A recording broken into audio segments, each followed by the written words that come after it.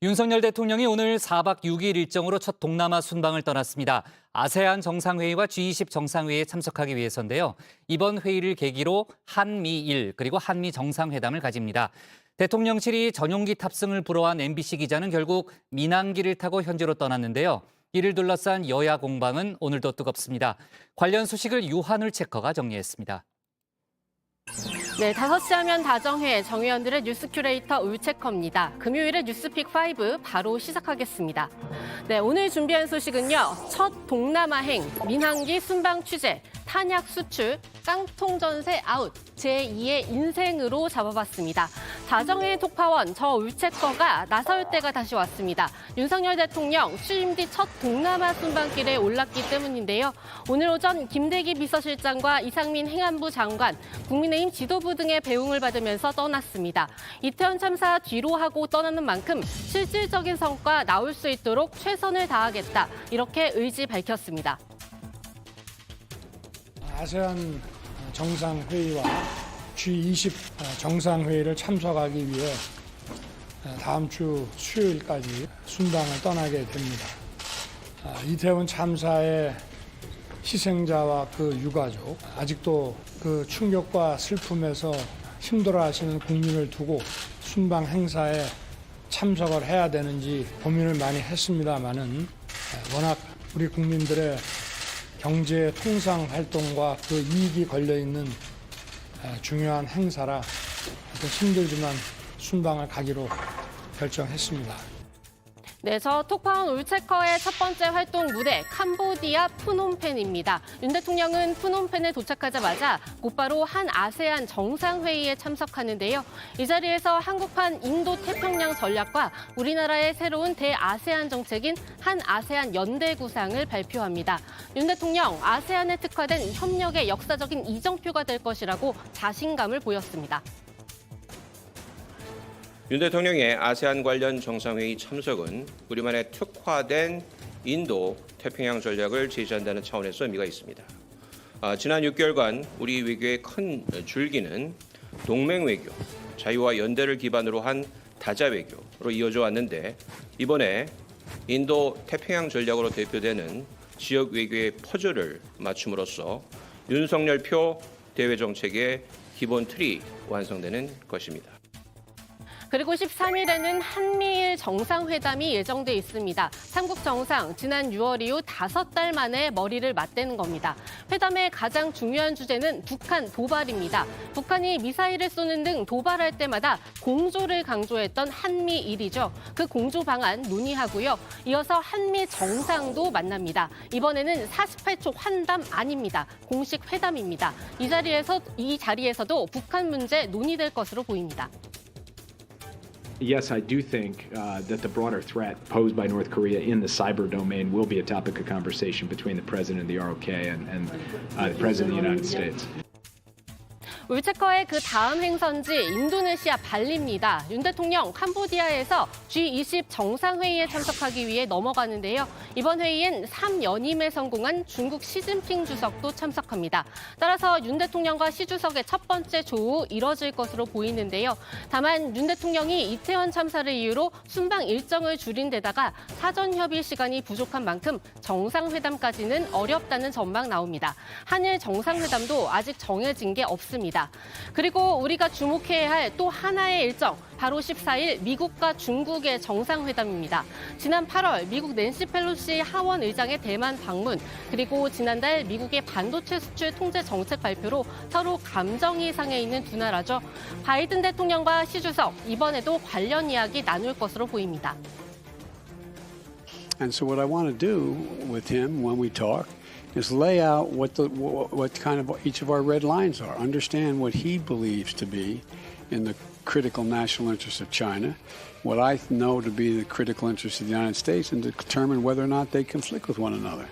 And if they do, how to resolve it and how to work it out. 그리고 북한에 대한 입장도 서로 다른 두 나라입니다. 이미 북한이 준비를 마치고 때만 보고 있다는 7차 핵실험, 여기에 대한 메시지를 어떻게 도출해낼지 역시 큰 관심사입니다. 이렇게 정상회담이 잇따르는 G20 기간을 겨냥해 북한의 핵실험 가능성도 나오고 있는데요. 미국은 여기에 대해 핵 도발 우려는 여전하지만 시점은 특정하기 어렵다고 했습니다. Our concern still remains real. Whether it happens in the next week or not, I can't say. We are also concerned about further potential long-range missile tests in addition to the possibility of a nuclear test.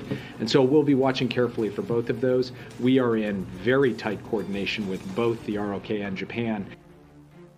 네, 두 번째 픽은 민항기 순방 취재입니다. 윤 대통령이 오늘 오전 올라탄 공군 1호기, 여기에 결국 MBC 기자는 타지 못했습니다.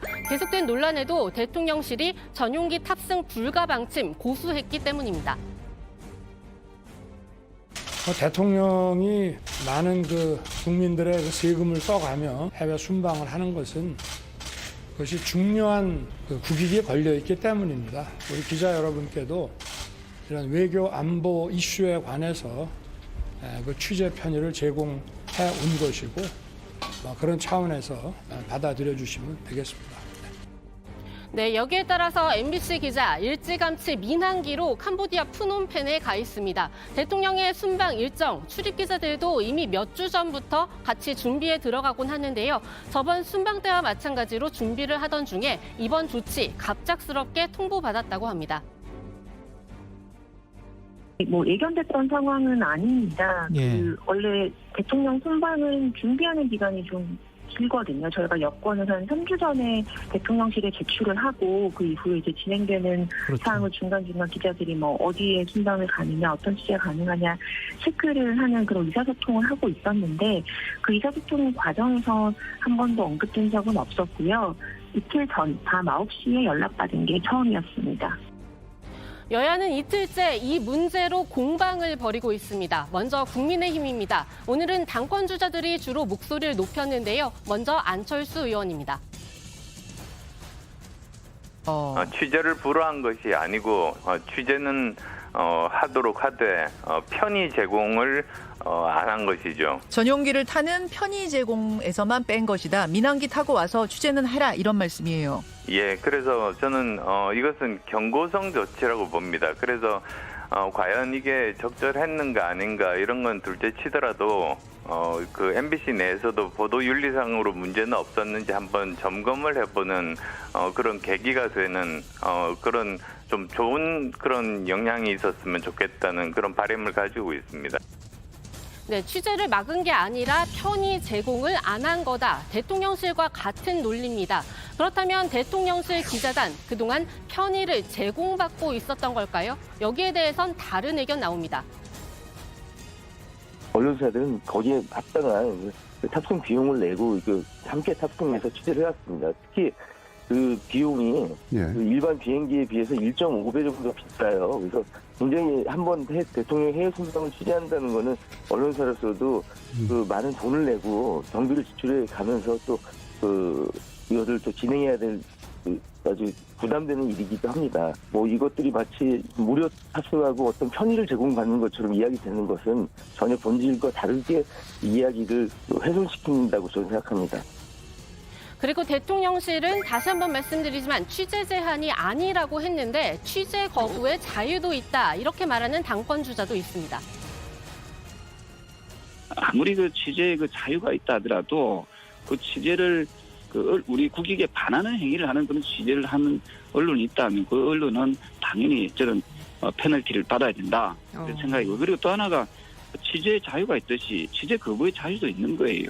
근데 이제 전용기 탑승이 이제 편의 제공일 뿐이라서 취재를 제한하는 건 아니다 이렇게 대통령실에서 설명을 하지 않았습니까? 그래서 저는 대통령실하고는 좀 관계없이요. 네.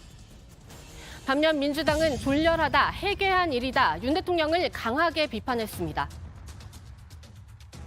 전 세계가 대한민국을 어떻게 볼지 걱정되는 그야말로 국격이 추락하는 이해할 수 없는 일이 벌어졌습니다. 취재를 위한 대통령 전용기에 특정 언론이 대통령에 대해서 불만스러운 보도를 했다는 이유로 탑승을 시키지 않겠다는 이 해괴한 일이 지금 21세기 대한민국 선진국에서 벌어졌습니다. 창피합니다. 말하기가 부끄럽습니다.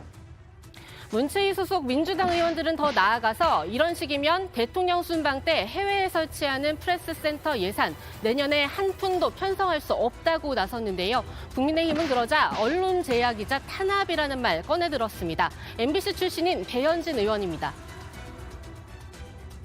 윤석열 대통령과 윤석열 정부가 이 언론을 대하는 태도가 이 간장종지만하다 정말. 자세의 태도의 변화가 없다면 이 예산은 단 한 푼도 국회에서 편성해서는 안 된다. MBC의 전용기 탑승 문제 때문에 다른 언론사들이 활용할 수 있는 이 예산을 전액 삭감하자는 것은 그야말로 자가당착으로서 이것이 바로 언론 제약이자 탄압이 될 수 있는 네, 이러한 설정 끝에 여야는 결국 MBC 전용기 탑승 불허는 언론 탄압이다. 그러니 관련 예산은 삭감까지 포함해 논의해달라. 이렇게 부대 의견을 달아서 문체부 예산안 국회 예결위로 올려보냈습니다. 그렇지 않아도 화약 보인 국회에 또다시 불을 붙인 이번 논란. 그 끝에 과연 뭐가 남을까요? 과연 저분이 취임사에서 바로 6개월 전에 자유를 33번이나 얘기하고 그리고 유엔 연설에 가서 자유를 또 역설을 하고 한 분이 맞나 하는 생각이 들었고요.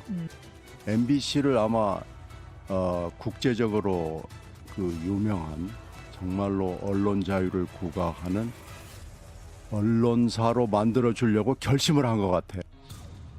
네, 세 번째 픽은 탄약 수출입니다. 우리 정부가 탄약을 미국에 수출하기 위해 협의 중입니다. 월스트리트 저널은 미국 관리들을 인용해서 미국이 한국으로부터 155mm 포탄 10만 발을 구매한 뒤 우크라에 전달할 계획이라고 보도했는데요. 이 정도면 우크라 포병 부대가 최소 몇 주간 집중 전투를 치르기에 충분한 분량입니다. 국방부는 협의 사실을 인정하면서도 미국을 최종 사용자로 한다는 전제하에 진행되고 있다고 설명했는데요. 우크라이나와 상관이 없다는 얘기죠.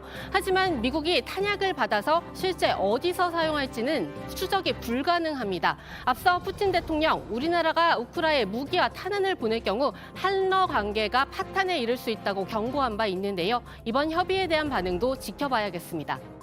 네, 다음 픽은 깡통 전세 아웃입니다. 당정이 전세 사기, 이른바 깡통 전세에 대한 대책 마련에 들어갔습니다. 양측은 오늘 협의회에서 먼저 임차인이 임대인에게 납세 증명서를 요구할 권리 주기로 했는데요.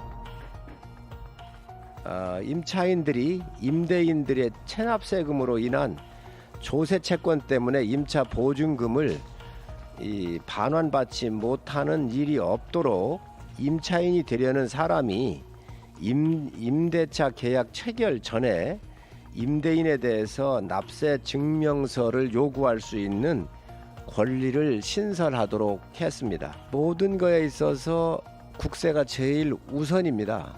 그러다가 보니 이게 임차인들이 들어갔었을 때에 후순위로 밀리게 되잖아요.